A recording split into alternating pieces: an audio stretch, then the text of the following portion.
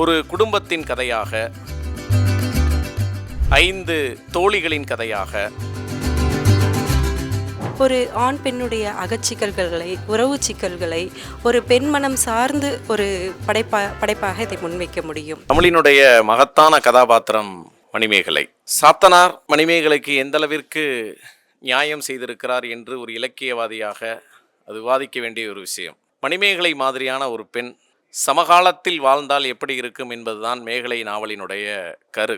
ஆனால் அதுக்காக மணிமேகலை மாதிரி அப்படியே இல்லாமல் ஒரு பெண் சந்திக்கக்கூடிய பிரச்சனைகள், ஒரு காமத்தை ஒரு பெண் எப்படி கடந்து கருணை என்கிற ஒரு இடத்தை நோக்கி நகர்கிறாள் என்பதுதான் மேகலை நாவலில் அடிப்படையாக நான் சொல்ல வந்த ஒரு விஷயம். அது ஒரு பெண்ணினுடைய கதையாக மட்டுமில்லாமல் ஒரு குடும்பத்தின் கதையாக, 5 தோழிகளின் கதையாக, ஒரு பெண்ணின் அகப்போராட்டங்கள் குறித்த கதையாக, காமம் குறித்த பல்வேறு பார்வைகள் குறித்த கதையாக மேகலை நீள்கிறது. 503 பக்கங்கள் கொண்ட மேகலை நாவல் வாசிப்பதற்கு அடிப்படையில் ஒரு சுவாரஸ்யமான நாவல் என்று ஒரு நாவலாசிரியன் என்பதை தாண்டி அதை சாதாரணமாக வாசிக்கக்கூடிய ஒரு வாசகனாகவும் நான் உணர்கிறேன். நான் மேகலையினுடைய பரப்பை மிகுந்த சுருக்கமான களமாக மாற்றிக்கொண்டேன். ஏன்னா மணிமேகலை என்பவள் ஒரு மிகப்பெரிய தத்துவவாதி, சமய விவாதம் செய்பவள், நிறைய பேரோடு விவாதிக்கிறவள், பௌத்தம் குறித்து பேசுகிறவள்.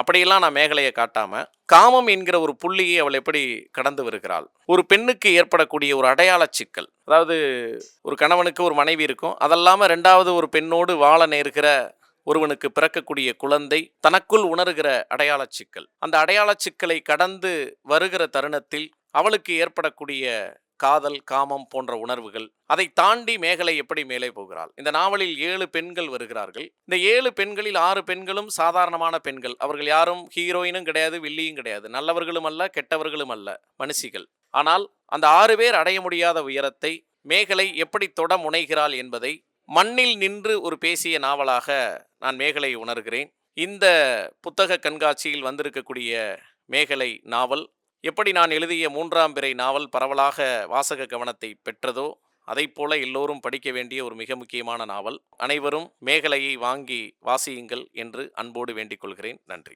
தமிழினி பதிப்பகம் வெளியிட்டு இருக்க மேகலை நாவல் மானசீகன் அவர்கள் எழுதியிருக்காங்க.